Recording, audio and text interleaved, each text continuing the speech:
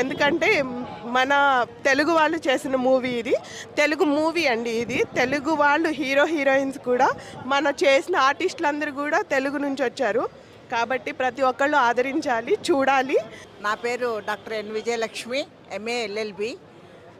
నా వయసు ఇప్పుడు 75 సంవత్సరాలు. నేను దీంట్లో యాక్ట్ చేయటము, నా యాక్టింగ్కు డైరెక్టర్ గారు నన్ను ఎన్నుకోవటము అని అన్నది నిజంగా నా అదృష్టంగా నేను భావిస్తున్నాను బాబు.